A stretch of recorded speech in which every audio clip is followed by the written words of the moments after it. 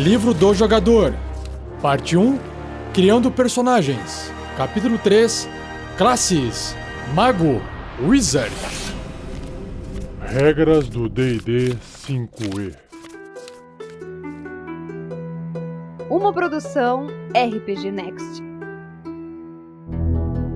Sejam bem-vindos a mais um Regras do D&D 5e. Eu sou o Rafael47 e nesse episódio irei apresentar para vocês o que o livro do jogador do RPG Dungeons & Dragons 5ª edição diz sobre a classe Mago, ou para quem não sabe inglês, Wizard, que não é só a escola de inglês.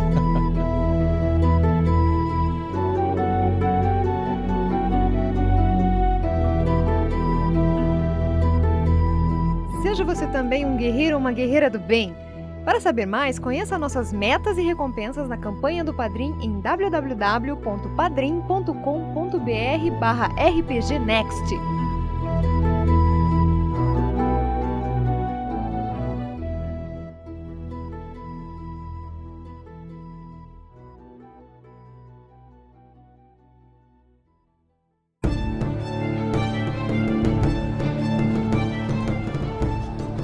Vestida com uma túnica prata que denota seu posto, uma elfa fecha seus olhos para distanciar-se das distrações do campo de batalha e entoa o seu canto sereno. Dedos se agitam à sua frente, ela completa sua magia e lança uma pequena centelha de fogo em direção dos inimigos, explodindo em chamas um incêndio que engolfa os soldados.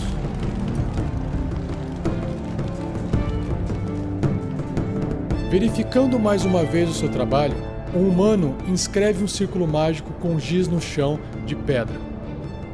Então espalha pó de ferro ao longo de cada linha e curva graciosas.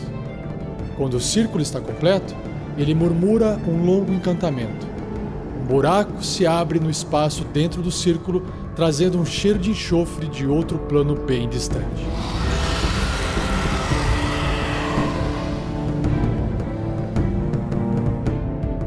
Agachado no chão em um cruzamento da masmorra, um gnomo joga um punhado de pequenos ossos com símbolos místicos escritos, murmurando algumas palavras de poder sobre eles.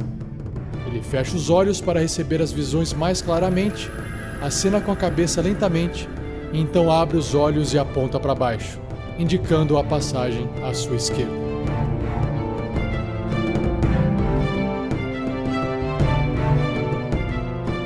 Os magos são usuários de magia soberanos, unidos e definidos como uma classe pelas magias que conjuram. Usufruindo de uma trama sutil, de magia que permeia o cosmos, os magos conjuram magias explosivas de fogo, arcos e relâmpagos, enganos sutis e controle de mentes de força bruta. Sua magia invoca monstros de outros planos de existência, vislumbra o futuro ou transforma inimigos mortos em zumbis. Suas magias mais poderosas podem transformar uma substância em outra, evocar meteoros que caem do céu ou abrir portais para outros mundos.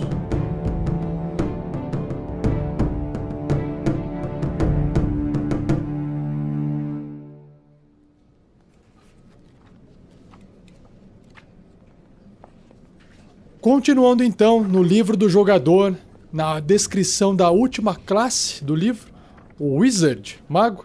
Se você abrir a página, então, 112, você vai visualizar uma bela ilustração, assim como todas as outras classes, e essa aqui não é diferente. Então, no primeiro plano, há um mago, parece ser um senhor de pele escura, um negro, já velho, com barbas brancas compridas. Ele veste roupas que parecem meio túnicas, azuis, está apoiado com as duas mãos num cajado, todo entalhado. E dá para perceber também que em volta da sua roupa tem pergaminhos e alguns componentes mágicos pendurados, guardados. E ao fundo, o que parece ser uma grande biblioteca cheia de estantes de livros espalhados com mais de um andar, o que dá um contraste com a presença do mago no primeiro plano.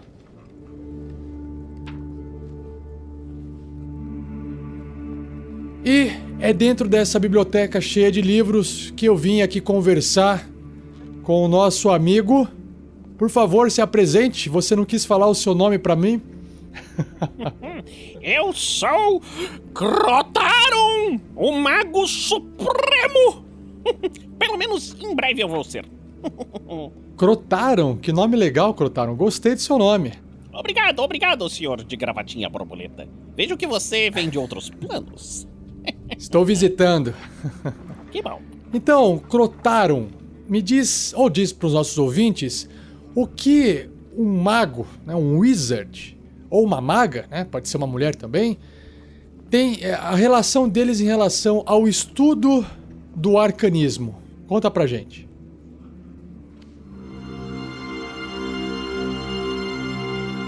Certo, meu caro amigo. Os estudiosos do arcanismo. Ele é selvagem, enigmático, variado nas formas e funções. O poder da magia atrai estudiosos que buscam dominar seus mistérios. Alguns aspiram ser como deuses, moldando a realidade à sua vontade. Embora conjurar uma magia básica requeira meramente a pronúncia de algumas palavras estranhas, alguns gestos fugazes, e às vezes um punhado ou um grupo de materiais exóticos. Esses materiais mal denotam a experiência alcançada após anos de aprendizagem e incontáveis horas de estudo. Magos vivem e morrem por suas magias. Todo o resto é secundário. Eles aprendem novas magias à medida que eles experimentam e crescem em experiência. Também pode aprender magias com outros magos, de tomos antigos ou escrituras, ou de criaturas anciãs como as fadas, que são muito bonitas. Ou que são criaturas imersas em magia. Você entendeu, meu filho? Entendi que o mago é um nerd. Como assim? O que significa essa palavra? É um discurso lá para o pessoal de um outro plano, não liga não. Tá certo então. Repete seu nome para eu anotar aqui, porque tá foda eu lembrar. Eu mandei pra você nos pergaminhos arcanos. É Crotaron, o Mago Supremo. Crotaron. Eu mandei pra você nos pergaminhos da discórdia. É com C, né? Com K. Ok. Obrigado, Crotaron, por ter enviado pelo Pergaminhos da Discord, que eu não tô habituado ainda com essas magias, se é que você me entende. Um dia você aprende, meu filho. Um dia você aprende. Mas, ok. Falando de nerdice de mago, falando que ele gosta de estudar através, né, de livros e com outros magos, eu acredito que ele obtém, então, ele tem um fascínio, né? Não obtém, mas ele tem um fascínio pelo conhecimento. Tô errado? Como é que funciona esse fascínio pelo conhecimento? Você está certo. O mago tem um verdadeiro fascínio do conhecimento, porque o dia a dia de nós magos, principalmente eu, o Mago Supremo, não é um dia a dia comum. É o mais próximo da vida normal que o mago consegue é ser um sábio professor em uma biblioteca, universidade. Coisa que você vê que eu estou fazendo aqui. Ele está ensinando aos outros magos e outras pessoas os segredos do multiverso. Outros magos às vezes vendem seus serviços como videntes, trabalham com forças militares, ou então buscam uma vida de crimes e dominação. Esses são alguns magos que estão meio desviados do caminho do conhecimento. Mas o fascínio do conhecimento e poder atrai até mesmo os magos mais reservados para longe da segurança de seus laboratórios e bibliotecas, e os envia para ruínas de cidades perdidas. A maioria deles acredita que os magos de civilizações antigas conheciam segredos que se perdiam pelas eras. Descobrir esses segredos pode abrir caminhos para um poder maior do que qualquer magia conhecida na presente época. Imagine só você encontrar os segredos perdidos ancestrais. Que legal, Crotaron. Imagino que você tenha vivido bastante para contar bastante história sobre isso, não? Sim, eu, como você pode ver, já andei muitos anos, mas os meus anos de vida são muito mais do que a minha aparência denota. Afinal de contas, eu sou, ou pretendo ser em breve, o Mago Supremo! E é justamente, Crotaron, é esse tipo de informação que eu acho que é importante agora você compartilhar com a gente, com os nossos ouvintes, que é o seguinte: quando a gente vai criar um personagem mago, é importante que o jogador ele faça algumas perguntas, né? Ele se pergunte, pensando sempre no seu personagem. Então, você poderia pegar todo esse seu conhecimento antigo, passado, que você adquiriu ao longo da sua vida e formular algumas perguntas para o nosso ouvinte e jogador, para ele poder perguntar e criar esse personagem mago? Vou fazer uma coisa melhor ainda. Vou dar um guia, uma espécie de caminho das pedras para aqueles que quiserem criar o seu mago.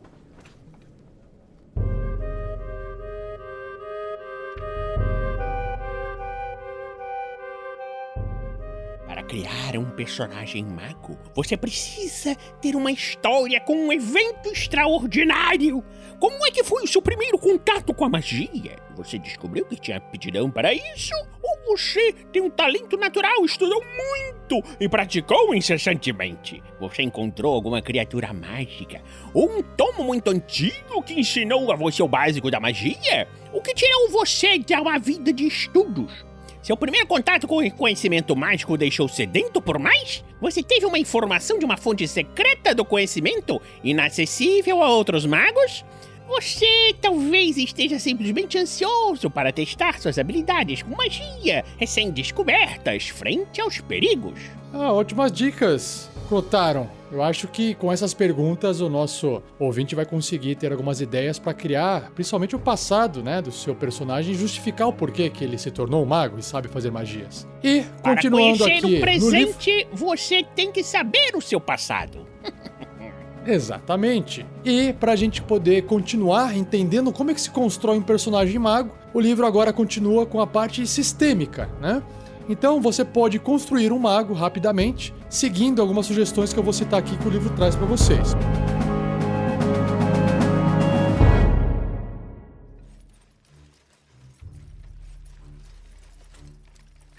Primeiramente, coloque o valor de atributo ou habilidade mais alto em inteligência, claro.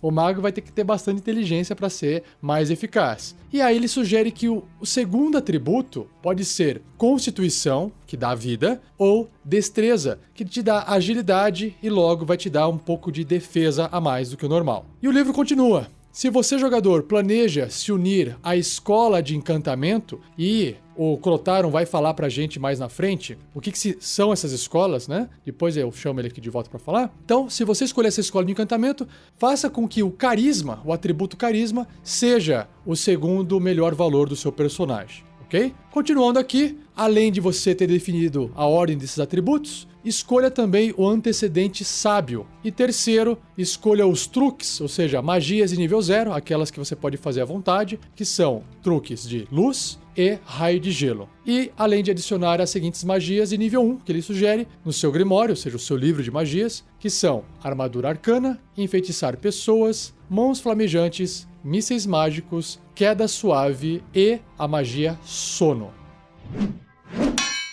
Indo agora para a parte de características de classe. Como um mago, ele vai adquirir então as seguintes características, como por exemplo, pontos de vida, que é um dado de 6. Um dado de 6 faces por nível de mago. Então o mago, assim como os outros conjuradores de magia, eles têm os menores dados de vida no jogo. E cada vez que o seu personagem subir de nível, ele vai pegar o valor desse dado, vai rolar esse dado e vai somar o seu modificador de constituição. Lembrando que no primeiro nível, você não rola os dados, você pega o valor máximo do dado de 6 faces. Então já vai começar com 6 de vida, mais o modificador de constituição, que pode ser positivo, negativo ou pode ser nulo, 0, ok? Sobre as proficiências de um mago em armaduras, adivinhe, nenhuma. O mago ele não treina o suficiente para poder conseguir se beneficiar das defesas de uma armadura. Já sobre as armas, os magos sabem manusear, têm proficiência em algumas armas, como por exemplo adagas, dardos, fundas, bordões, bestas leves e por aí termina.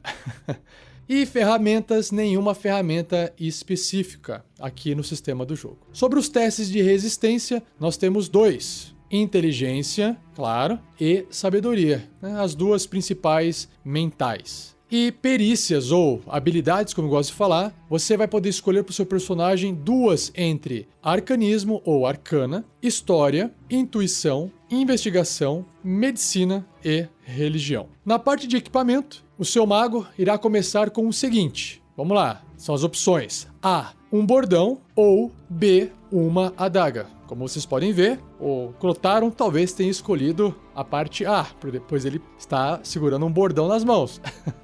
Continuando, uma bolsa de componentes, que é uma bolsinha cheia de coisinhas lá dentro para poder fazer magia, ou um foco arcano. A, um pacote de estudioso, que é aquele kit, uma mochilinha, que vem vários itens para seu personagem começar a aventura, que também é conhecido como Scholar's Pack, ou B, um pacote de explorador, que é o Explorer's Pack. E por fim, um grimório, um livro de magias, onde o mago vai poder anotar as suas magias que tem, que sabe, e as magias que ele poderá aprender.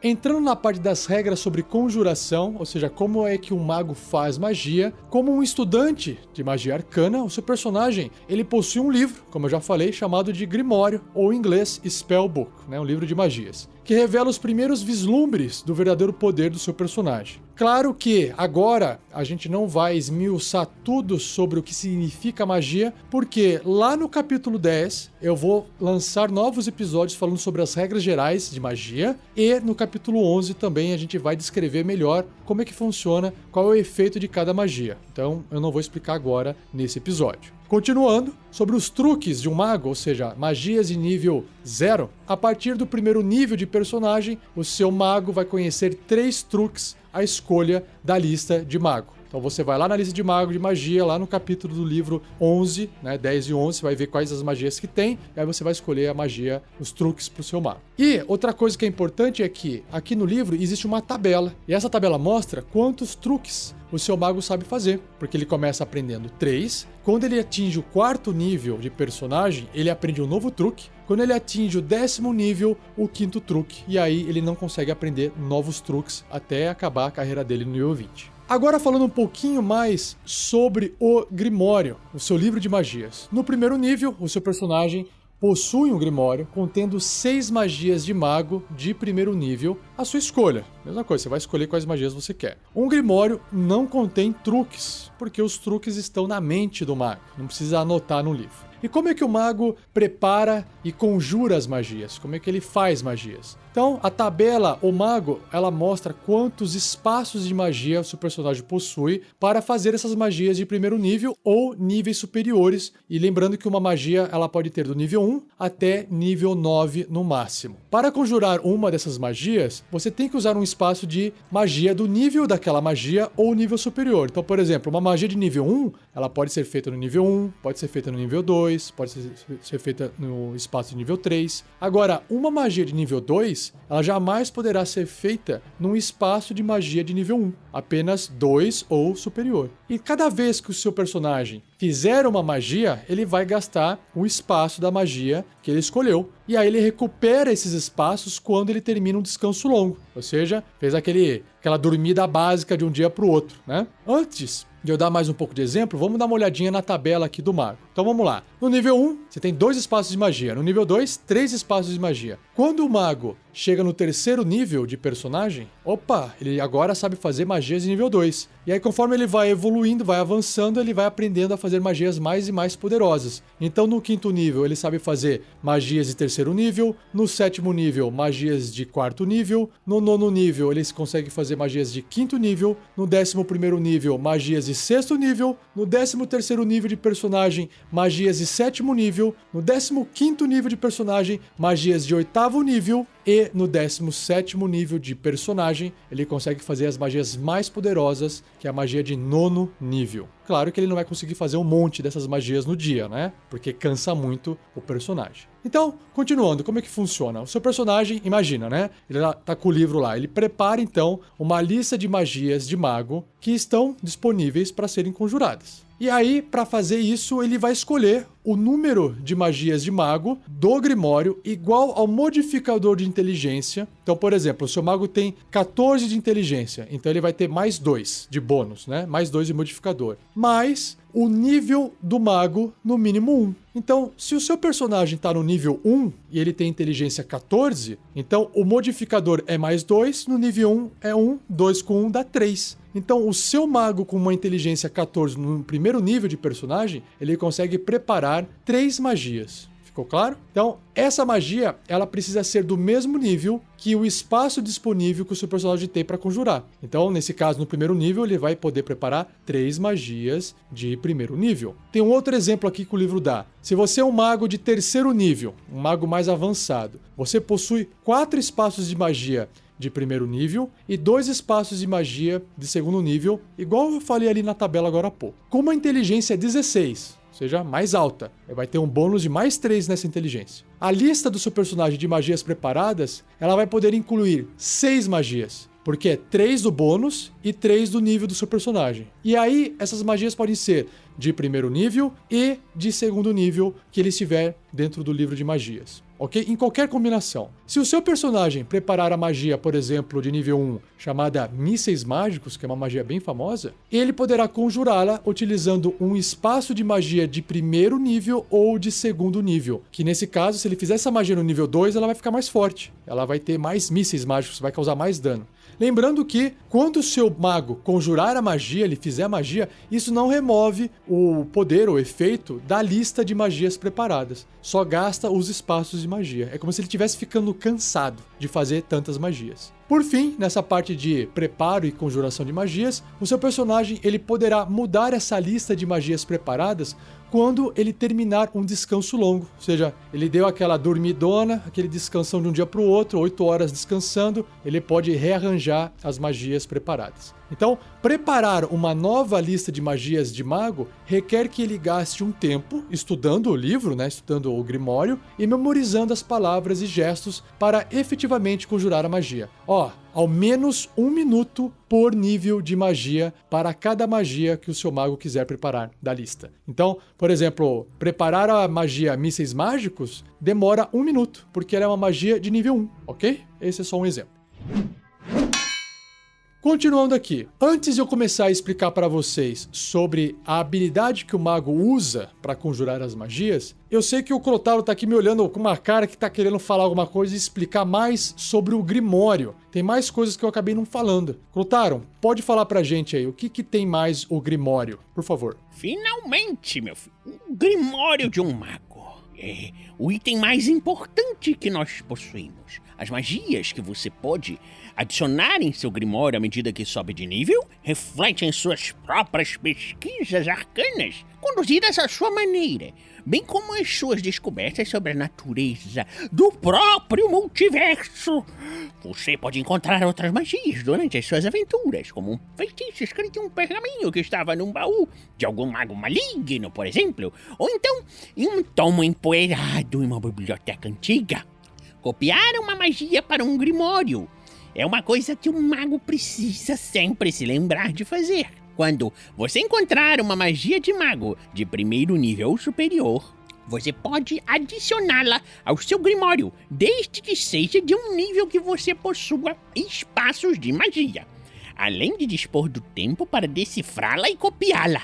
A magia copiada deve ser de um nível de magia que um mago possa preparar. Copiar uma magia para o seu Grimório envolve reproduzir suas formas básicas. Então, você precisa decifrar a notação singular utilizada pelo mago que a escreveu. Você deve praticar a magia até entender os sons e os gestos exigidos. Então, transcrevê-la em seu Grimório com sua própria notação. Para cada nível de magia ser copiada, gasta-se 2 horas e 50 peças de ouro. O custo representa o custo de componentes materiais que você gasta para experimentar a magia até dominá-la, bem como as finas tintas que você usa para escrevê-la. Uma vez gasto o tempo e o dinheiro, você pode preparar a magia copiada com as suas outras magias. Quando o mago precisa substituir o seu Grimório, você pode copiar uma magia do seu próprio Grimório em um outro livro. Por exemplo, se você quiser fazer uma cópia reserva do seu Grimório, uma coisa que eu recomendo, o processo é igual ao de copiar uma nova magia em seu Grimório, só que é mais rápido e fácil, porque o mago entende as suas próprias notações e sabe como conjurar a sua magia. você precisa gastar somente 1 hora e 10 peças de ouro para cada nível de magia copiado. Se perder o seu Grimório, meu filho, você pode usar o mesmo procedimento para transcrever suas magias preparadas em um novo Grimório. Preencher o restante do Grimório exigirá que você encontre novas magias, como normalmente se faz. Por essa razão, muitos magos mantêm seus Grimórios reservas em lugares bem seguros. Como é esse livro especial, esse Grimório? Como ele parece? O seu Grimório é uma compilação de magias, com sua própria decoração e anotações de rodapé. Pode ser um livro de couro simples e funcional, recebido como presente de seu mestre, por exemplo. Ou um tomo finamente encadernado com bordas douradas que você encontrou em uma antiga biblioteca, ou mesmo um conjunto de folhas soltas e amontoadas, se você for um desleixado. Mas, se você perdeu o seu Grimório no acidente, pode ser que seja a sua única opção. Então, cuide bem do seu Grimório e guarde uma cópia. Já diz o velho ditado, quem tem 2 tem 1 e quem tem 1 não tem nenhum. Muito boa essa dica, Crotaro. Olha, e agora eu percebi o quão importante é o Grimório pro mago. Então, realmente, vale a pena, né? Se você tá construindo um personagem mago, invente a historinha de que ele tem uma cópia desse livro em algum lugar para poder evitar que, se de repente algum inimigo roubar o livro do mago, não vai ter chorinho de jogador não conseguindo mais fazer as magias, hein? Vamos lá então, continuando agora, descrevendo a habilidade de conjuração. Lembra o que eu falei no começo, que você tem que escolher a inteligência como o atributo principal? Então é justamente a inteligência que é a habilidade para o seu personagem conjurar essas magias de mago. Pois os magos aprendem novas magias através do estudo e da memorização. Então ele usa essa inteligência sempre que alguma magia se referir à habilidade de conjurar magias, ok? E além disso, ele também usa o modificador de inteligência, né? Aquele bônus, ou se tiver abaixo de 0, né? Vai ter um probleminha lá, mas não é o caso de vocês, para definir a classe de dificuldade a CD nos testes de resistência para as magias de mago, que o seu personagem vai conjurar. E quando ele também vai realizar uma jogada de ataque com uma magia. Então lembrando, tem magias que você não precisa fazer um ataque, e quem é que tem que se safar dela é a criatura, o seu alvo. Então aí se aplica a classe de dificuldade da magia. E quando você às vezes precisa acertar a magia bem no corpo da pessoa, no corpo do seu alvo, aí você está fazendo um ataque. Então como é que você calcula isso? É muito simples. Para a classe de desafio é 8 mais o bônus de proficiência do seu personagem mais o modificador de inteligência dele. Ou seja, quanto mais inteligente ele for, mais difícil é de resistir ou de escapar das magias do seu personagem. Mesma coisa vale para o ataque, que vai ser igual a o bônus de proficiência do seu personagem mais o modificador de inteligência dele. Mesma coisa. Super inteligente, mais fácil de acertar a magia.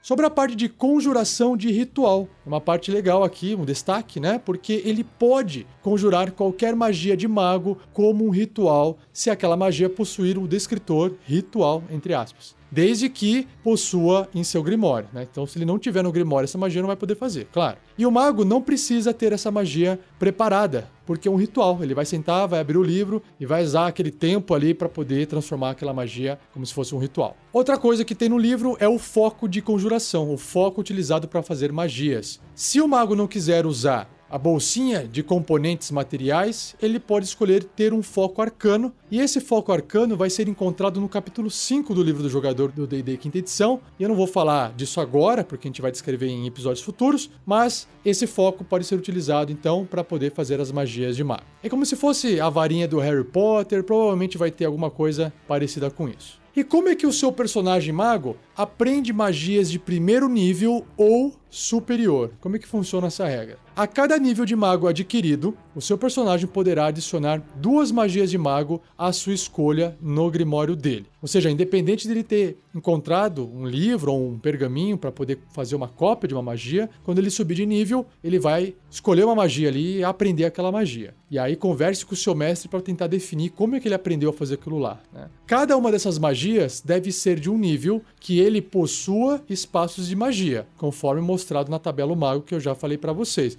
Então, por exemplo, no nível 2, ele continua só sabendo magias de nível 1. Então ele vai aprender novas magias, só que ainda de nível 1. E claro que, durante as aventuras do mago, ele poderá encontrar outras magias e adicioná-las, desde que pague o custo, igual o Crotaron isso acabou de explicar, para poder transcrever aquela magia para o seu Grimório.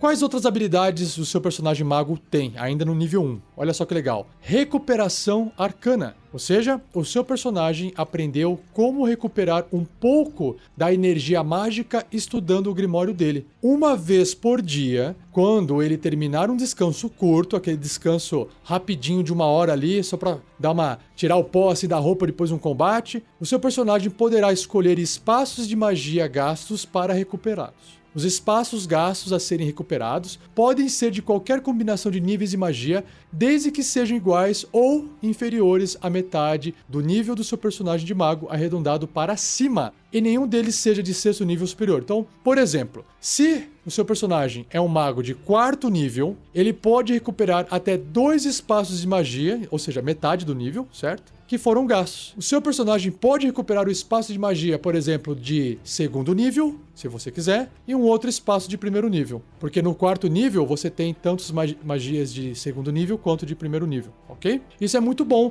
porque apesar do seu personagem estar sempre consumindo os espaços de magia ao longo do dia, toda vez que ele faz um descanso curto, ele está sempre recuperando parte dessa energia.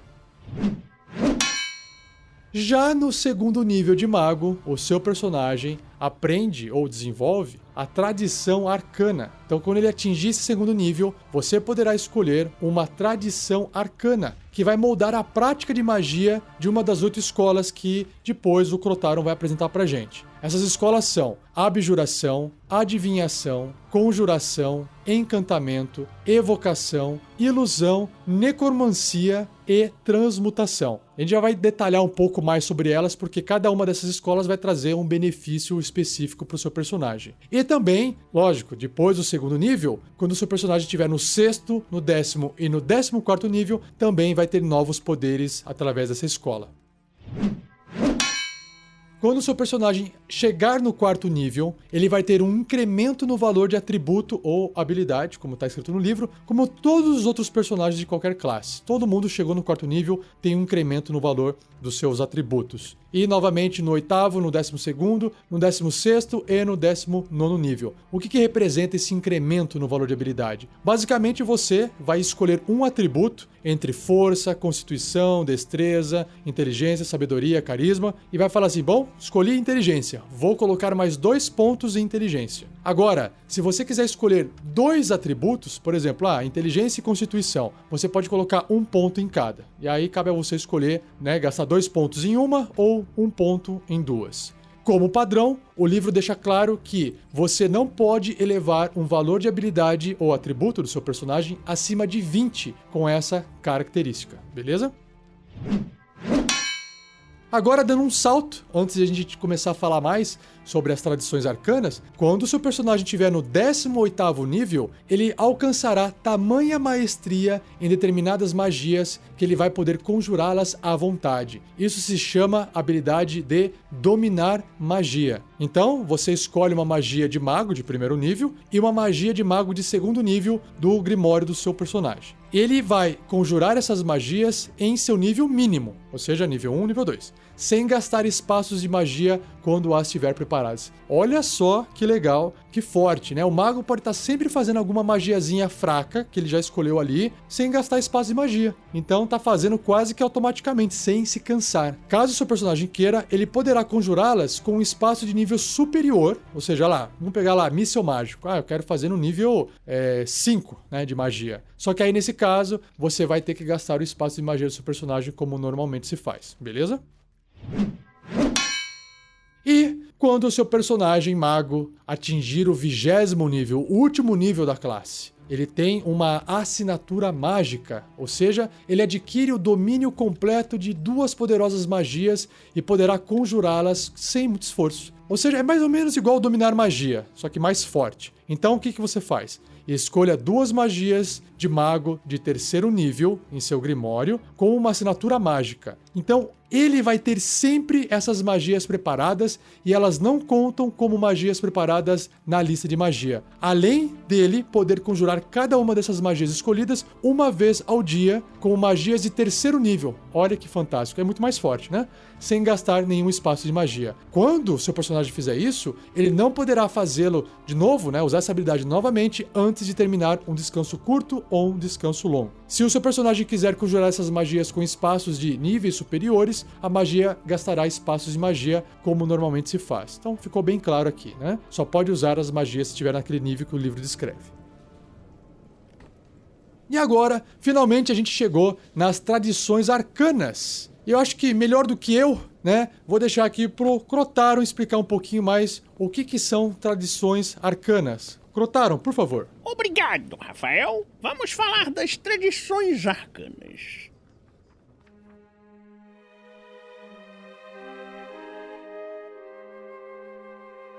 O estudo da magia é antigo, remetendo às primeiras descobertas letais da magia. Está firmemente estabelecido nos mundos de Dungeons and Dragons, com várias tradições dedicadas ao seu complexo estudo. As tradições arcanas mais comuns no multiverso envolvem as escolas de magia. Magos, através das eras, catalogaram milhares de magias, agrupando-as em 8 categorias chamadas escolas, como descrito no capítulo 10.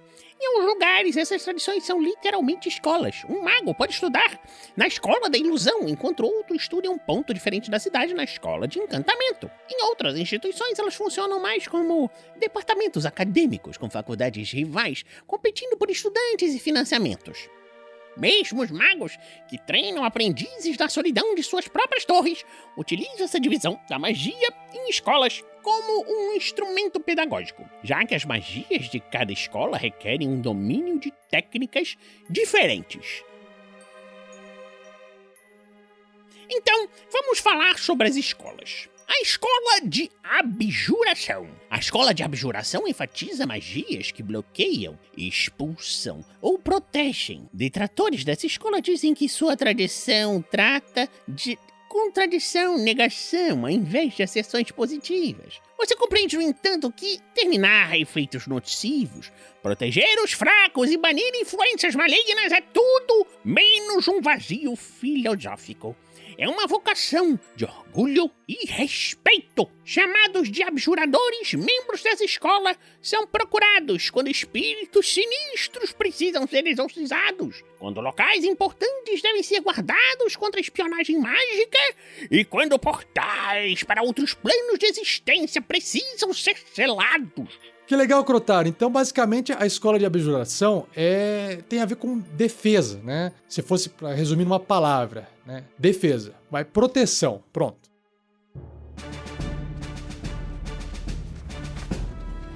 Então, se você escolheu para o seu personagem mago ser dessa escola de abjuração, ele vai ter a abjuração instruída, né? Porque ele está ali estudando, está sendo instruído nisso. Então, no segundo nível, quando você escolher essa escola para o seu personagem, o ouro e o tempo que ele precisa gastar para copiar uma magia da escola de abjuração no Grimório é reduzido pela metade. Então, já tem um descontão ali para poder copiar magias de abjuração no livro de magias, no Grimório. A outra característica que tem, por ser dessa escola, é a proteção arcana. A partir do segundo nível, o seu personagem poderá tecer a magia em volta dele para proteção. Quando ele conjurar uma magia de abjuração de primeiro nível ou superior, ele poderá simultaneamente usar uma vertente do poder da magia para criar uma proteção mágica em si mesmo, que dura até ele terminar um descanso longo. Olha que legal. A proteção tem pontos de vida iguais ao dobro do nível do mago, mais o modificador de inteligência. Sempre que ele sofrer dano, a proteção sofrerá o dano no lugar. Se o dano da proteção reduzir a 0 pontos de vida, aí claro que o mago sofre qualquer dano remanescente. Quando a proteção estiver com 0 pontos de vida, ela não poderá mais absorver dano, mas a mágica permanece. E toda vez que o seu mago, dessa escola de abjuração, conjurar uma magia de abjuração de primeiro nível superior, a proteção recupera um número de pontos de vida igual ao dobro do nível da magia. Olha que legal. E uma vez que ele tenha criado essa proteção, ele também não poderá criá-la novamente novamente até terminar um descanso longo. Olha que interessante, basicamente ele está potencializando todo o poder da magia de abjuração e está levando isso para um nível que só ele vai poder fazer. Então, para quem realmente quer trabalhar com proteção, essa é a sua escola, né? Tá claro aqui. Já no 6º nível, a próxima característica se chama Proteção Projetada. Vamos ver o que é isso aqui, ó. Quando uma criatura que o seu personagem mago possa ver até 9 metros de distância dele e essa criatura sofrer dano, ele poderá usar essa reação, a reação que ele tem, para fazer com que a sua proteção arcana absorva aquele dano. Uau, que massa! Ou seja, ele está realmente projetando algo que vai tomar dano no lugar daquela criatura, que provavelmente vai ser um amigo seu, imagino. Ou não, às vezes pode ser um inimigo que você queira salvar, né, de um ataque do seu bárbaro louco, enfurecido, e não, cara, precisamos mantê-lo vivo. E aí usa essa habilidade. Se esse dano reduzir a proteção a 0 pontos de vida, a criatura protegida sofrerá qualquer dano remanescente. Claro que, né, não tem como proteger 100%, né? Às vezes, ainda mais um ataque bárbaro que pode ser muito forte. Mas tá valendo, é uma proteção. Legal. E, a partir do 10º nível, uma nova habilidade chamada de Abjuração Aprimorada. Quando o seu personagem conjurar uma magia de abjuração que requeira que ele realize um teste de habilidade como parte da conjuração da magia, como, por exemplo, contra mágica ou dissipar magia, porque ele tem que fazer ali um teste de habilidade, um teste de atributo, seu personagem, então, adiciona o bônus de proficiência a esse teste de habilidade. Ok, então você fica aí com essas magias que tem essas rolagens de atributo mais forte. E a partir do 14º nível, nessa escola de abjuração, seu personagem aprende resistência à magia. Ou seja, ele passa a ter vantagem em testes de resistência contra a magia. Claro! Além disso, ele também terá resistência contra o dano de magias. Ou seja, o que é resistência em testes de resistência? Que lá, olha, rola aí uma destreza, um teste de resistência de destreza, porque vai escapar aqui da baforada do dragão, por exemplo, ou de uma bola de fogo, né? Então, nesse caso, se é considerado aquele efeito uma magia, ele vai ter o quê? Vantagem, vai rolar 2 dados para poder fazer aquele teste. E, se não tem como evitar, não tem como fazer um teste, ele vai ter o quê, então? O dano vai ser resistido, metade do dano ele vai receber. Legal, não? Ou seja, porque a escola de abjuração dá proteção a esse mago. Maravilha, Crotaro, agora é a hora da gente explicar para os nossos ouvintes o que significa, o que representa, como é que funciona a escola de conjuração. Na escola de conjuração, você, como um conjurador, prefere magias que produzam objetos e criaturas do nada. Você pode conjurar nuvens esvoaçantes de gás mortal, ou invocar criaturas de outros lugares para lutar por você. À medida que seu domínio cresce, você aprende magias de teletransporte e pode se teletransportar por várias distâncias, até mesmo para outros planos de existência em um único instante.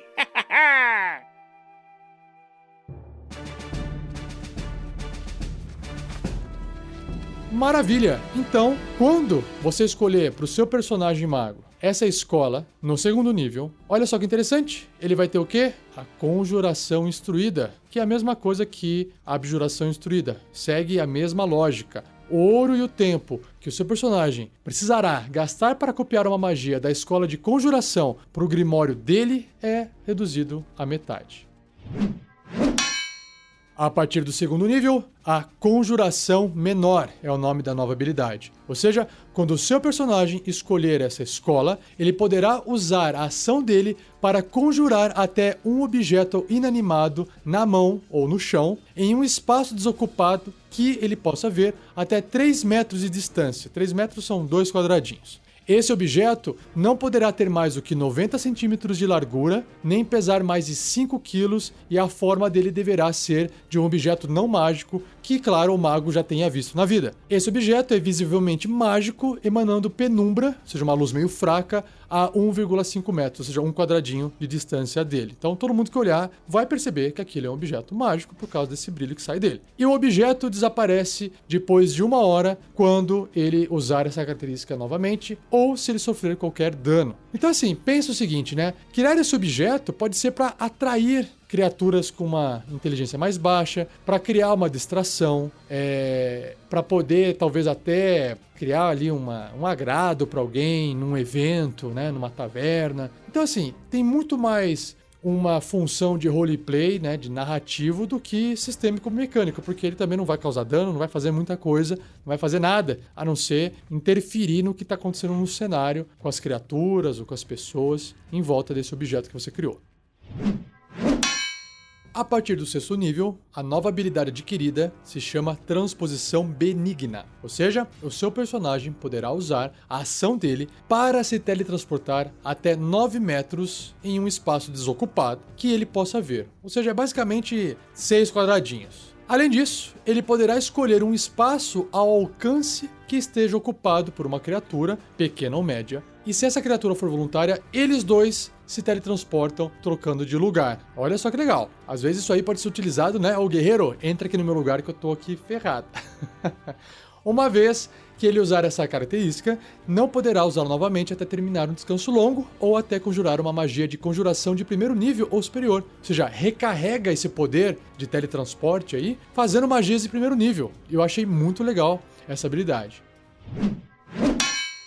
E quando ele começar no 10º nível de mago, com essa escola de conjuração, ele aprende a conjuração focada. Ou seja, quando ele tiver concentrado em uma magia de conjuração, a concentração não pode ser interrompida como resultado por ter sofrido dano. Porque existe uma regra, né, que se o seu mago estiver concentrando em uma magia, tem magias que você tem que manter ela funcionando através da concentração. Quando ele sofre dano, ele corre o risco de perder a concentração dessa magia. Nesse caso, mesmo ele sofrendo dano, nada vai acontecer com essa magia concentrada.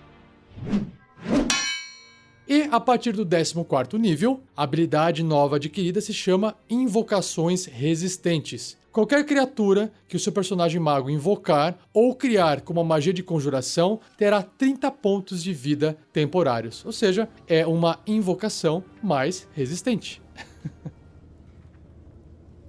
A próxima escola do livro é a escola de adivinhação. Em inglês é Divination. Crotaro, explica pra gente, fala mais sobre essa escola. A escola de adivinhação.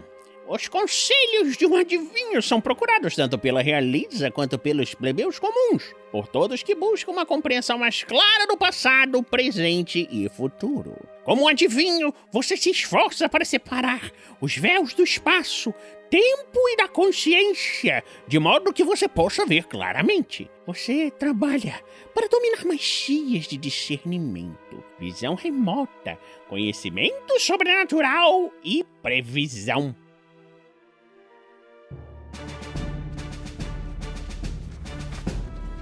Maravilha! Então, quando você escolher para o seu personagem no 2º nível essa escola, claro que ele vai ter aquela habilidade de adivinhação instruída, assim como as outras escolas. Então, repetindo, o ouro e o tempo que o seu personagem precisará gastar para copiar uma magia da escola de adivinhação no grimório dele é reduzido à metade.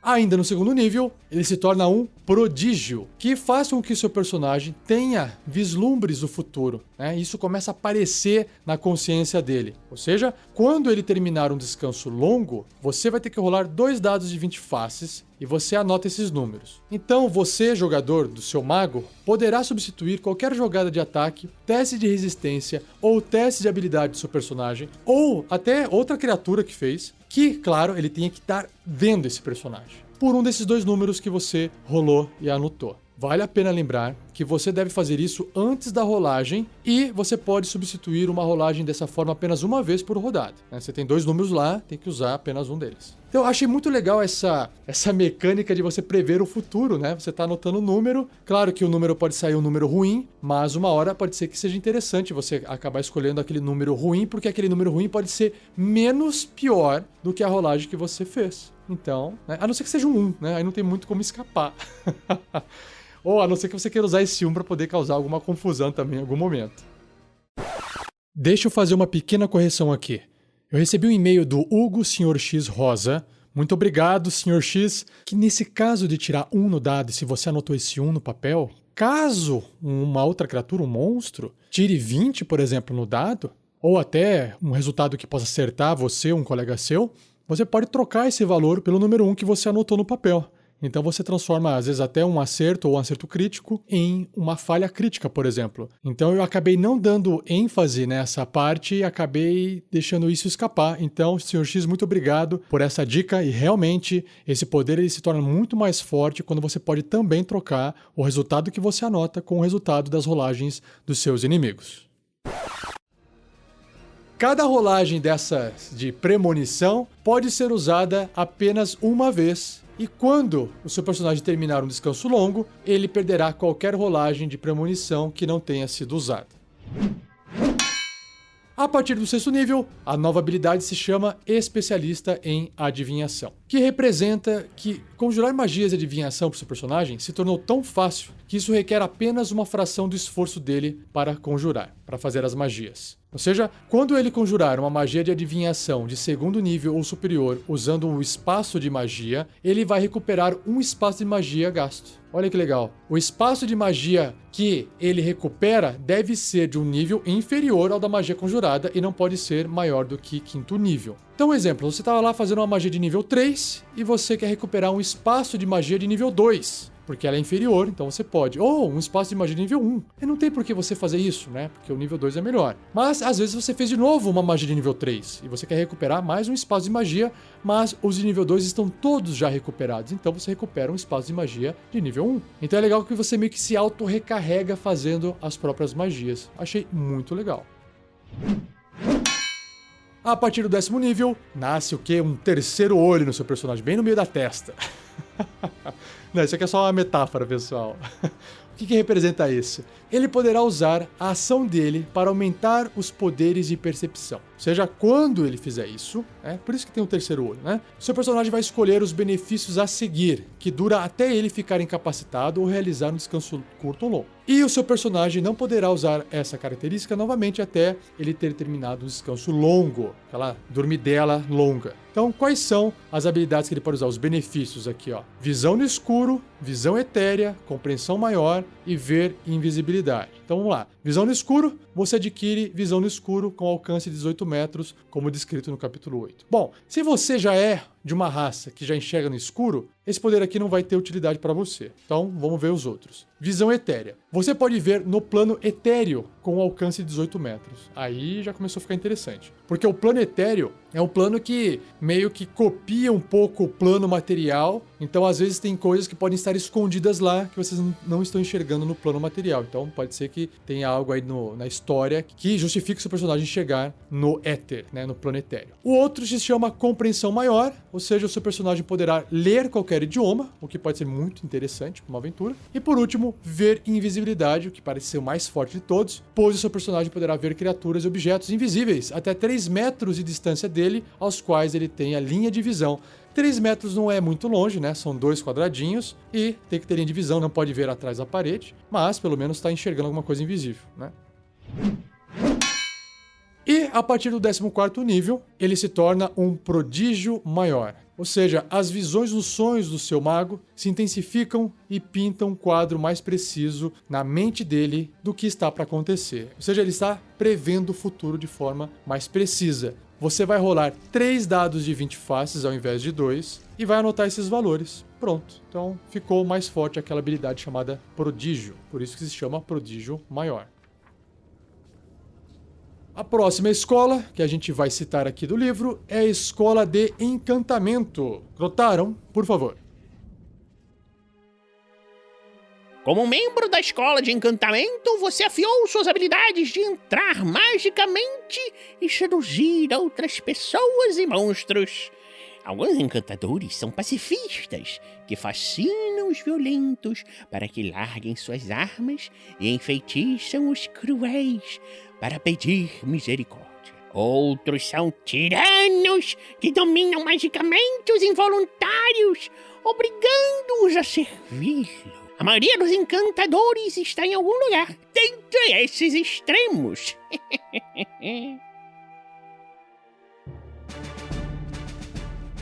E, como é comum em todas as escolas, ele vai ter instrução em alguma coisa, nesse caso, encantamento. Então, a partir do segundo nível, o seu personagem vai gastar menos ouro e menos tempo se ele quiser copiar uma magia da escola de encantamento no livro de magias no Grimório dele. A próxima habilidade se chama Olhar Hipnotizante. A partir do segundo nível, quando você escolher essa escola para o seu personagem, as palavras suaves e o olhar encantador dele podem escravizar magicamente outra criatura. Ah, que legal, vamos ver. Ou seja, como uma ação, seu personagem vai escolher uma criatura que ele pode ver até 1,5 metro de distância, ou seja, um quadradinho, tá do lado ali, né? Se esse alvo puder ouvir e ver o seu personagem, ele deverá ser bem sucedido num teste de resistência de sabedoria contra uma dificuldade, uma CD, igual às magias do seu personagem de mago. Ou essa criatura ficará enfeitiçada pelo seu personagem até o final do próximo turno. Você tá realmente dando uma cantada, fazendo algo mágico, piscando o olho, falando uma palavra suave ali que está encantando aquela criatura. O deslocamento dessa criatura enfeitiçada, ela cai para 0 e a criatura estará incapacitada e visivelmente aturdida. Tá ali assim, em êxtase, sei lá.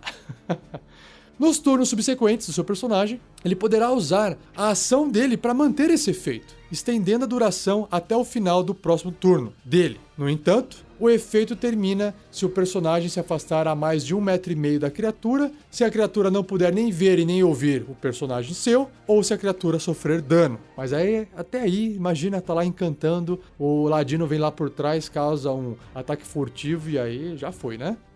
Assim que o efeito terminar, ou se a criatura for bem sucedida no teste de resistência, de sabedoria, né, aquele teste inicial contra esse efeito, o seu personagem não poderá usar mais essa característica nessa criatura novamente até terminar um descanso longo. Né? Tem que dar um tempinho para poder tentar fazer de novo. Então eu achei muito legal, né? Olhar hipnotizante. Você hipnotiza, enfeitiça uma criatura que esteja bem ao seu lado. Muito bom. A próxima característica se chama Encanto Instintivo. Começando no sexto nível, quando uma criatura que o seu personagem puder ver que esteja até 9 metros de distância, e essa criatura realizar uma jogada de ataque contra o seu personagem, ele poderá usar a reação para desviar do ataque. Olha que legal. Contanto que exista outra criatura no alcance do ataque. O atacante, então, deve realizar um teste de resistência de sabedoria contra uma dificuldade, uma CD, igual a das magias de mago do seu personagem. Caso essa criatura falhe nesse teste, o atacante deverá atacar a criatura mais próxima dele, excluindo o seu personagem ou ele mesmo, que não pode se auto-atacar. Se existirem diversas criaturas próximas, o atacante escolhe qual alvo deseja atacar. Se ele tiver sucesso nesse teste, então o seu personagem não poderá usar essa característica contra o atacante novamente até terminar um descanso longo. E o seu personagem deverá escolher usar essa característica antes de saber se o ataque atingiu ou errou. Então não tem como falar assim, deixa eu ver se esse ataque é certo, meu guerreiro, né? Ou o colega meu aqui. Não, tem que escolher. Primeiro eu vou fazer isso, depois resolve o ataque da criatura. E criaturas que não podem ser enfeitiçadas são imunes a esse efeito, ou seja, não vai funcionar com muita criatura assim. O que eu achei legal dessa habilidade é que ela exige, né, ela leva em consideração que tem alguém sempre ali do lado do mago, para que aquela pessoa ou criatura possa ser o alvo, né? Ou seja, se o mago estiver sozinho andando por aí, não vai ter muita eficácia esse poder. Aqui, mais uma vez, o Hugo Sr. X Rosa também enviou um e-mail explicando que não é bem assim como esse poder funciona. Obrigado, Sr. X, mais uma vez, por ter puxado aqui minha orelha. Então, vamos lá. O ataque pode ser corpo a corpo ou pode ser um ataque à distância. Só que esse ataque à distância não pode ser muito longe, né? Até 9 metros de distância no máximo. Então, nesse caso, num ataque à distância ou até num ataque corpo a corpo, o outro alvo pode ser outra criatura, assim como a descrição desse poder explica. E outra criatura pode ser um inimigo. Então, de repente, o seu mago foi alvo de uma flecha, e aí ele fala assim, essa flecha ela pode percorrer mais 30 metros para a direita, e aí eu vou fazer você desviar esse tiro e vai pegar o seu amigo, que é o inimigo do mago. Ou até se tiver, por exemplo, um inimigo adjacente ao mago, e ele pode desviar esse ataque pro inimigo adjacente, no caso, um outro exemplo. Então, existem diversas possibilidades de fazer esse encantamento instintivo ocorrer. Beleza? Vale sempre a pena ler com calma cada trecho e se atentar às inúmeras possibilidades que você pode aplicar àquela regra. A próxima característica se chama dividir encantamento. Dividir encantamento. Vamos ver. A partir do 10º nível, quando o seu personagem conjurar uma magia de encantamento de nível 1 ou superior, que tem uma única criatura como alvo, o seu personagem poderá fazer com que ela afete uma segunda criatura. Beleza, simples e direto. Vou encantar aqui essa criatura, agora eu posso encantar duas, porque só tinha um alvo, agora eu posso escolher outro alvo. Legal. E por fim, a última característica dessa escola é alterar memórias, que ela é adquirida no 14º nível. Ou seja, o seu personagem ganha a habilidade de tornar uma criatura inconsciente da influência mágica sobre ela. Interessante. Quando ele conjurar uma magia de encantamento para enfeitiçar uma ou mais criaturas, ele poderá alterar a compreensão de uma criatura para que ela continue sem saber se está sendo enfeitiçada. Além disso, assim que a magia expirar, ele poderá usar a ação dele para tentar fazer com que aquela criatura escolhida esqueça parte do tempo que permaneceu enfeitiçada. Você já está manipulando completamente a mente da criatura. A criatura deve ser bem sucedida num teste de resistência de inteligência contra uma dificuldade igual a das magias de mago, ou perderá uma quantidade de horas da memória, que legal, igual a 1 mais o modificador de carisma, no mínimo 1. E aí o seu personagem pode fazer com que aquela criatura esqueça menos tempo e o total de tempo não pode exceder a duração da magia de encantamento. Enfim. Vamos entender o geral aqui, né? Porque a matemática você só vai gravar quando você for usar. Basicamente, o seu personagem está controlando a quantia de informação que aquela criatura esquece. E isso é muito foco em roleplay. De repente ele esqueceu porque ele estava ali. De repente ele recebeu uma ordem do chefe dele de caçar vocês e ele esqueceu disso. Imagina a confusão que não vai causar na mente dessa criatura. Pô, bem legal. Gostei bastante. E olha, importante, hein, pessoal? Se você vai escolher essa escola de encantamento, para você se beneficiar desse bônus aqui, ó, do modificador de carisma, lembre-se de colocar, né, uns pontinhos a mais em carisma no seu mago. A próxima escola se chama Escola de Evocação. Crotaram? Conta pra gente mais sobre ela. A escola de evocação. Você foca seu estudo para criar poderosos efeitos elementais, como um frio cortante, uma chama intensa, aval estrondoso, um relâmpago devastador e ácido ardente. Alguns evocadores encontram emprego nas forças militares, servindo como artilharia para explodir fileiras de inimigas ao longe. Outros usam seu poder espetacular para proteger os fracos, enquanto alguns buscam o ganho próprio como bandidos, aventureiros ou aspirantes a tiranos.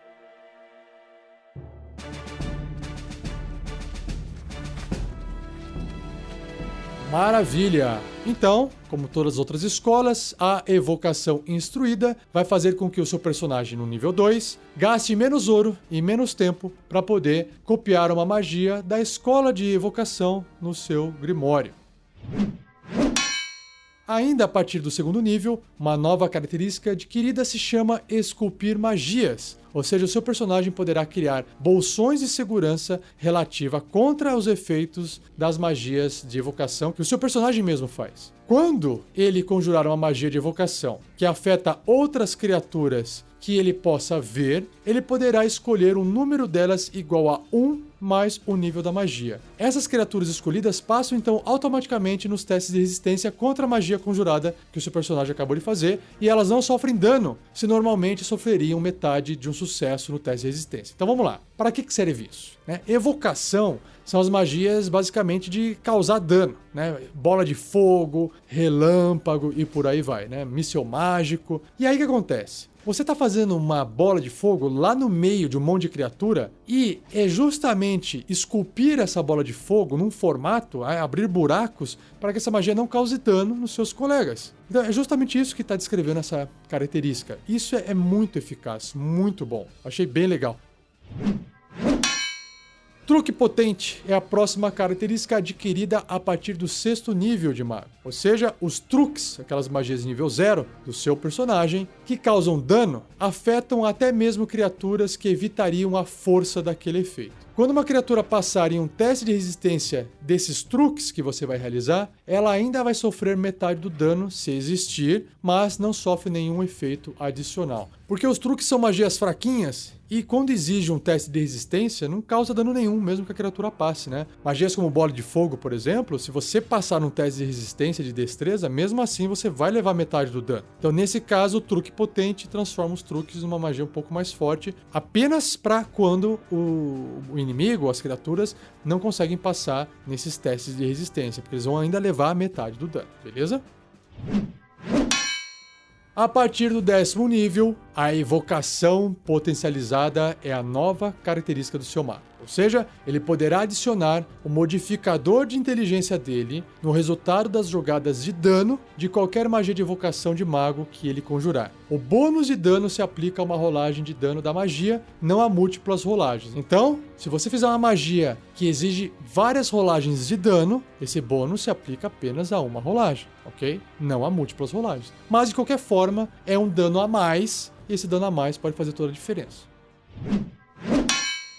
Por fim, a partir do 14º nível, a nova característica adquirida se chama Sobrecarga, onde o seu personagem poderá aumentar o poder das magias mais simples que ele tem. Quando ele conjurar uma magia de mago de 5º nível ou inferior, exceto truques, que são as magias de 0 nível, que cause dano, a magia causa dano máximo. Uau, muito legal. Ou seja, sabe aqueles dados que você está vendo lá? Se você não quiser rolar, não precisa, né? Porque você vai pegar simplesmente os valores máximos de cada dado. É um D6, causa 6 de dano. É um D10, causa 10 de dano. E por aí vai. A primeira vez que o seu personagem fizer isso, ele não vai sofrer nenhum efeito adverso. Nossa, imagina o que vai acontecer depois. Porém, se ele usar essa característica de novo antes de terminar um descanso longo, o seu mago sofrerá 2 dados de 12 faces de dano necrótico para cada nível de magia, imediatamente após conjurá-la. Por quê? Porque ele está sobrecarregando o poder, e isso está causando dano a ele. Cada vez que ele usar essa característica antes de terminar um descanso longo, o dano necrótico por nível da magia aumenta em 1d12, em um dado de 12 faces. E esse dano ignora qualquer resistência ou imunidade, ou seja,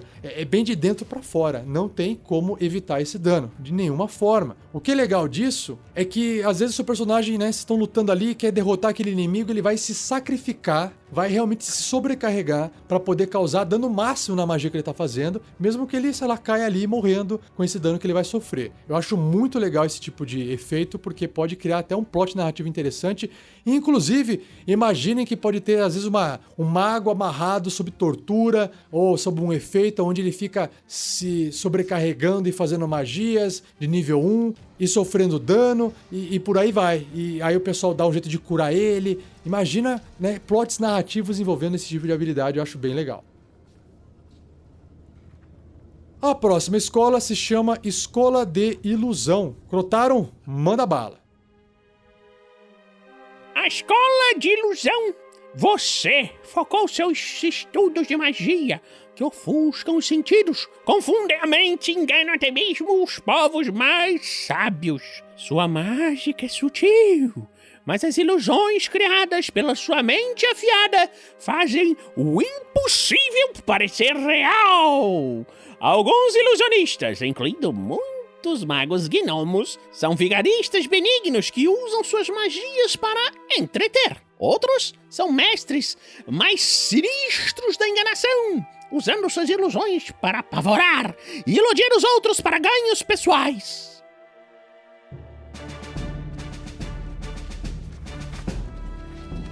Bom, legal. Ilusão é isso aí. Vamos ver o que tem para quem é dessa escola. Então, como todas as outras escolas, quando o seu personagem, né, estiver no segundo nível e tiver escolhido a escola de ilusão, o ouro e o tempo que ele precisaria gastar para copiar uma magia da escola de ilusão no grimório dele é reduzido à metade. Isso se chama ilusão instruída.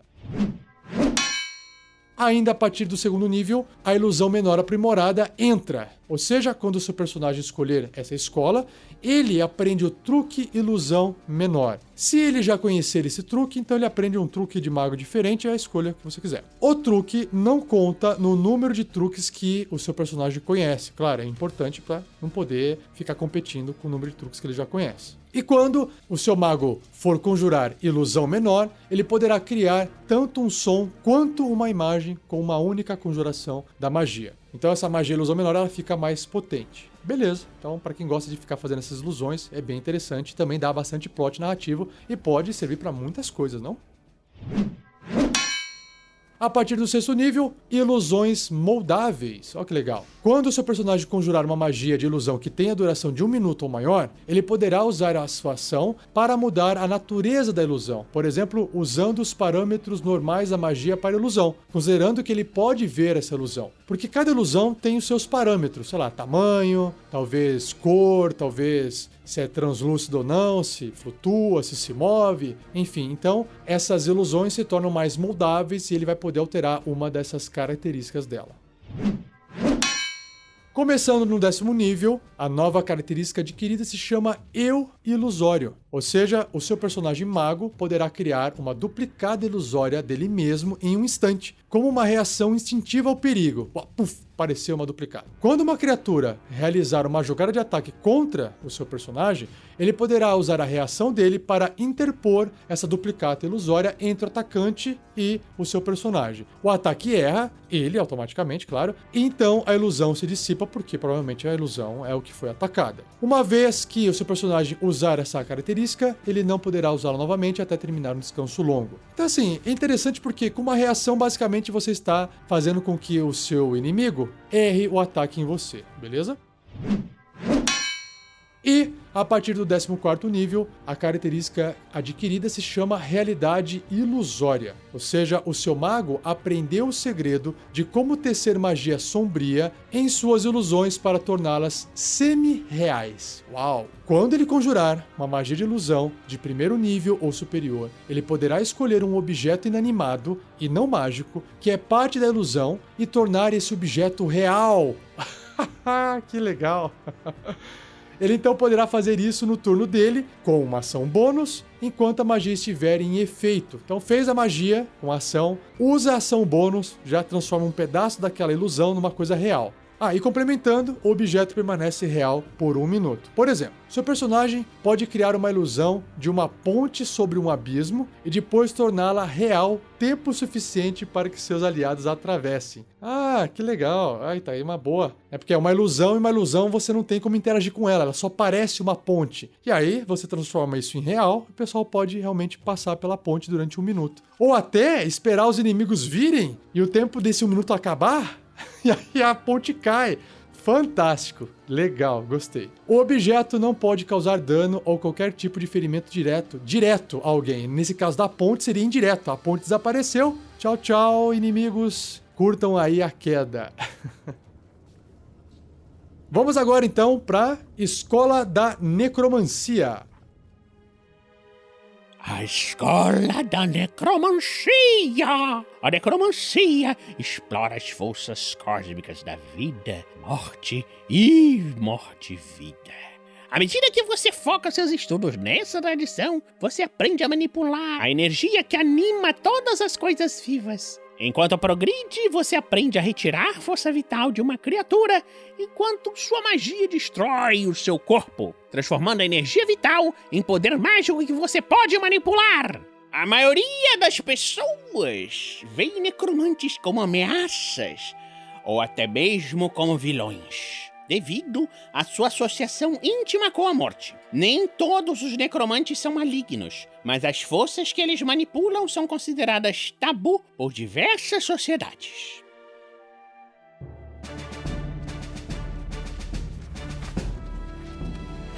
Legal, então se o seu mago resolveu se tornar aí um necromante, ele vai ter a necromancia instruída. E quando ele quiser fazer uma cópia de uma magia de necromancia no grimório dele, ele vai apenas gastar metade do ouro e metade do tempo para poder copiar essa magia. Ainda no 2º nível, Colheita Sinistra. Tá parecendo o filme do Stephen King, né? Livro do Stephen King, Colheita Maldita. Ou seja, o seu personagem ganha a habilidade de ceifar a energia vital das criaturas que ele mata com as magias que ele faz. Gostei, cara. Uma vez por turno, quando ele matar uma ou mais criaturas com uma magia de nível 1 ou superior, ele recupera uma quantidade de pontos de vida igual ao dobro do nível da magia ou o triplo do nível do seu personagem, se a magia pertencer à escola de necromancia.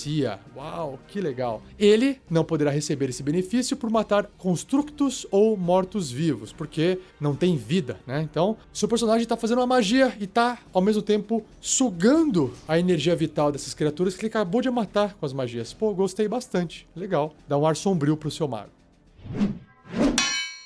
A próxima característica se chama Escravos Mortos-Vivos. Pô, tô gostando desse nome aqui. No 6º nível, ele vai adicionar a magia Animar Mortos ao Grimório, se ele ainda não possuir essa magia no livro. Quando ele conjurar essa magia Animar Mortos, ele poderá escolher um corpo ou pilha de ossos adicional, criando outro zumbi ou esqueleto como apropriado.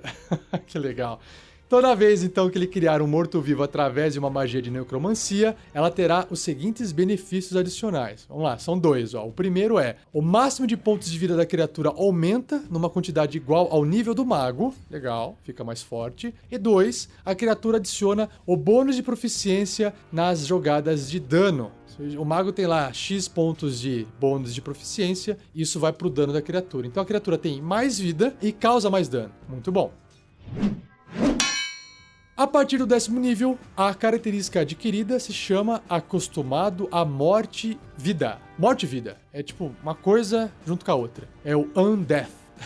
Ou seja, o seu personagem terá resistência a dano necrótico e o máximo de pontos de vida não pode ser reduzido. Gente, isso aqui é muito bom, porque tem algumas criaturas, principalmente morto-vivo, né? Que ao invés de ele causar pontos de vida de dano, né? Ao invés de ele remover os pontos de vida do seu personagem, ele suga os pontos de vida máximo do seu personagem. Por que isso é ruim? Porque aí você não consegue curar o seu personagem, porque o que limita o quanto você pode curar são os pontos de vida máximo. Esse mago, nesse 10º nível, não pode mais ter seus pontos de vida máximo reduzidos. Isso é muito bom, ok? E essa característica representa também que o seu personagem passou tanto tempo lidando com mortos-vivos e com as forças que animam essas criaturas, que ele se acostumou com alguns dos seus piores efeitos. Então essa é a justificativa para ele não perder os seus pontos de vida máximo.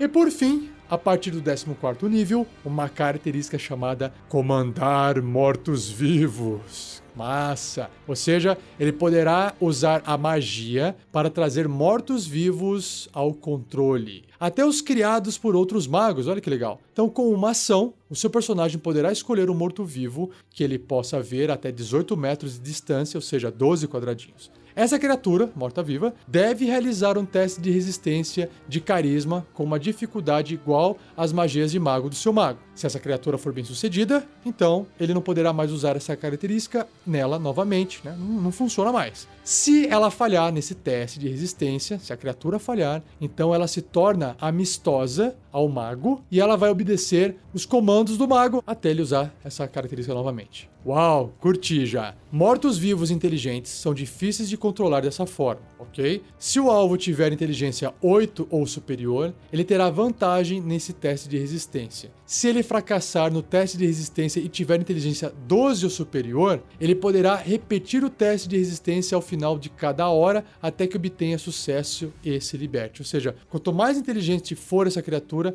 mais fácil, mais facilidade ela vai ter de conseguir quebrar esse controle do mago, esse comando do mago, ok? Isso completa, né? Eu acho que o mago necromante é aquele mago que está controlando mortos-vivos. Achei muito legal, bacana. E por fim, a última escola do livro é a escola de transmutação. Crotaron, explica pra gente mais um pouquinho. A escola da transmutação! Você é um estudante das magias que modificam energia e matéria. Para você, o mundo não é uma coisa fixa, mas sim eminentemente mutável. E você se deleita em ser um agente da mudança. Você impunha a matéria-prima da criação e aprendeu tanto formas básicas quanto qualidades mentais. Sua magia lhe dá as ferramentas para se tornar o ferreiro da forja da realidade. Alguns transmutadores são vigaristas ou brincalhões, transformando pessoas em sapos e transformando cobre em prata por diversão e lucro ocasional. Outros perseguem seus estudos mágicos com uma seriedade mórbida, buscando o poder dos deuses de criar e destruir mundos inteiros.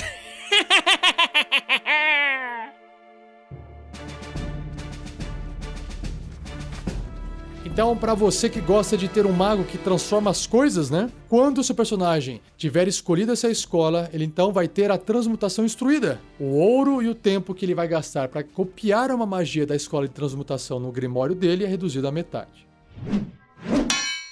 Também no segundo nível, a alquimia menor é uma característica que quando o seu personagem escolher essa escola, ele vai adquirir e aí ele pode alterar temporariamente as propriedades físicas de um objeto não mágico, alterando de uma substância para outra. Então o seu personagem realiza um procedimento alquímico especial em um objeto composto inteiramente de madeira, pedra, mas não uma pedra preciosa, por exemplo, ferro, cobre, prata, transformando em um material diferente entre esses. Para cada 10 minutos que ele gastar realizando esse procedimento, ele poderá transformar 30 centímetros cúbicos de material, ou seja, 30 por 30 por 30. Após uma hora, ou até ele perder essa concentração, como se estivesse se concentrando numa magia, o material reverte a substância original. Ou seja, é mais uma habilidade do livro que tem muito mais aplicação dentro da história, dentro de uma situação de roleplay, de RPG, que não necessariamente envolve rolagem de dado, que não necessariamente envolve, né, um ataque ou uma magia, mas pode causar, às vezes, uma total diferença numa situação com uma conversa com alguém, para enganar alguém. Sei lá, você quer transformar madeira em pedra, madeira em ferro, pô, aquilo lá vai ficar pesado, vai afundar. Então tem inúmeras possibilidades, basta usar a criatividade. A próxima habilidade se chama Pedra de Transmutador. A partir do 6º nível, seu personagem poderá gastar 8 horas criando uma pedra de transmutador que armazena a magia de transmutação. Ele poderá se beneficiar dessa pedra ou dá-la para outra criatura. Uma criatura ganha um benefício à escolha do seu personagem enquanto essa pedra estiver na posse. Quando ele criar essa pedra, então, você vai escolher um benefício entre as opções a seguir. Então vamos lá, são 4. Visão no escuro com alcance de 18 metros, como descrito no capítulo 8, ou seja, é parecido com a escola de adivinhação, só que tem uma pedrinha envolvida agora. Segunda opção, segundo benefício, um aumento de 3 metros no deslocamento enquanto a criatura não estiver sobrecarregada. Então, nesse caso, a pedra vai deixar ele muito mais rápido, né? 3 metros são 2 quadradinhos a mais ali. Terceiro benefício, proficiência em testes de resistência de constituição, ok. E quarto benefício, resistência a dano ácido, frio, fogo elétrico ou trovejante, escolhido por você, né, pelo jogador, quando escolhe esse benefício. Cada vez que o seu personagem conjurar uma magia de conjuração de primeiro nível superior, ele pode mudar o efeito dessa pedra que ele criou se ela estiver na posse do seu personagem. Se ele criar uma nova pedra de transmutador, a anterior para de funcionar. Então eu acho interessante, porque é uma pedrinha que você coloca ali no bolso e ela te dá uma habilidade a mais. De repente seu personagem mago fez uma magia de nível 1 ou superior e você muda o efeito. Opa, eu sou um humano, não consigo chegar no escuro. Beleza, vou fazer uma pedra que chega no escuro. Ah, agora eu preciso sair correndo, já que eu saí da caverna não tá mais escuro, agora eu preciso fugir desse ogro maluco aqui atrás. Então eu faço uma magia de nível 1 e troco o poder da pedra e agora eu posso correr mais. Então é pra isso que serve essa pedrinha. Achei bem legal. Uma outra habilidade é a Metamorfo, que no 10º nível, o seu personagem vai adicionar a magia Metamorfose ao grimório dele, se ainda ele não tiver essa magia lá no livro. Ele então poderá conjurar essa Metamorfose sem gastar um espaço de magia, claro. E quando ele fizer isso, ele só pode escolher a si mesmo como alvo e se transforma em uma besta com um nível de desafio 1 ou menor. Só para lembrar, nível de desafio está marcado dentro das criaturas, né? No livro do monstro e no final do livro do jogador também vai ter algumas criaturas, e até no livro do mestre tem algumas criaturas. Só para ter uma noção, o nível de desafio 1, por exemplo, pode ser um lobo atroz, igual o Eravon lá nas aventuras da Mina Perdida de Phandelver, no Tarrasque na Bota, se transformava. Quando o seu personagem, então, conjurar metamorfose dessa forma, ele não poderá fazê-la novamente até terminar um descanso curto, olha só, curto ou longo, apesar de ainda poder conjurá-la normalmente usando espaços de magia disponíveis. Claro, para ele não ficar se transformando toda hora. Por fim, a última característica adquirida por um mago da escola de transmutação é o mestre transmutador, que a partir do 14º nível, ele poderá usar a ação dele para consumir a reserva de magia de transmutação armazenada dentro daquela pedra de transmutador que ele criou em uma única explosão. Sei lá, granada, né? Pega a pedra e taca, vai virar uma granada. Quando o seu personagem fizer isso, ele vai escolher um dos seguintes efeitos, que são 4. Já vou ler para vocês. Essa pedra de transmutador, ela é destruída e não poderá ser refeita até ele terminar um descanso longo. Então vamos ver quais são os efeitos de destruição dessa pedra, de explosão, né? Primeiro, transformação maior. Seu personagem pode transmutar um objeto não mágico, não maior do que 1,5 metro cúbico, ou seja, um quadradinho ali no cenário, em outro objeto não mágico de tamanho e massas similares e de valor igual ou inferior. Então, fazer uma coisa maior e mais pesada não dá, mas inferior dá. Então, seu personagem deverá gastar 10 minutos manipulando o objeto para transformá-lo. Então, você jogou ali como se fosse a pedrinha, colocou do lado, e ela vai se destruir, e aí ela vai começar a transformar esse objeto que é bem maior. Panaceia. O seu personagem remove todas as maldições, doenças e venenos afetando uma criatura que ele tocar com essa pedra de transmutador. Essa criatura também recupera todos os pontos de vida. Então, é bem direto, mas também bem útil. O outro efeito pode ser restaurar vida, ou seja, o seu personagem poderá conjurar reviver mortos em uma criatura que ele puder tocar com essa pedra de transmutador, sem gastar espaço de magia ou precisar ter a magia nesse grimório. Então tá aí um efeito de trazer alguém de volta à vida. E por fim, restaurar juventude, ou seja, o seu personagem toca a pedra de transmutador em uma criatura voluntária e a idade aparente da criatura é reduzida em 3d10 anos. Olha só, idade aparente, que ela ainda vai morrer de velhice. Para o mínimo de 13 anos, não tem como deixar o jogo para criancinhas, hein? É no mínimo 13 anos. Esse efeito não estende a vida útil da criatura, claro, né? Senão ficaria fazendo essa magia constantemente e a pessoa iria viver para sempre. Então é só a aparência que fica mais jovem. Imagina, galera, essa pedra aqui vai ter sucesso com muita gente na aventura, hein? Imagina o cara vendendo essa pedra. Quer ficar mais jovem? Não precisa mais comprar esses cremes embelezadores, tomar essas cervejas que as pessoas falam, esses xaropes mágicos que o pessoal fala que rejuvenesce. Não, realmente aqui essa pedra transmutadora faz isso. E faz porque está escrito no livro. Bom, então é isso. Essa foi a classe O Mago, ou a Maga. Espero que vocês tenham gostado muito desse podcast de hoje. E, claro, estou aqui também agradecendo ao Crotaron, o futuro Mago Supremo, assim espero. Crotaron, muito obrigado pela sua participação. Acredito que os nossos ouvintes ficaram extremamente satisfeitos com a sua informação, com a sua participação aqui nesse podcast. E a gente se vê na próxima. Muito obrigado, Rafael! Você, como mestre de jogo, daria um excelente mago. Em breve, eu terei o poder de um deus e serei o Mago Supremo. Me aguarde, eu voltarei. Muito bom, galera. Nossa, caramba, quanta coisa o mago tem. Mas é isso. E segura as pontas aí, não vai embora. Se você ainda não conhece os nossos outros podcasts, aventuras RPG, bate-papo e até sobre outros sistemas, acesse rpgnext.com.br e dê uma olhada lá, beleza? Lembrando que a gente fez um post recentemente sobre as cartas da falha crítica, tá? Para testes, são 52 cartas digitais que você pode baixar, você pode até imprimir se você quiser, ou se você quiser colocar na sua mesa digital, na sua mesa virtual, como o Roll20, por exemplo, e rolar uma cartinha toda vez que sair uma falha crítica na rolagem do D20, no ataque do seu personagem, para você ver um efeito. Então acesse lá rpgnext.com.br, corra a página para baixo, que lá embaixo vai ter as opções de postagem no nosso blog, vai estar lá, cartas de falha crítica. Ou, se você quiser, busque busque aí na lupinha, digita lá cartas de acerto crítico, que também tem, e cartas de falha crítica, beleza?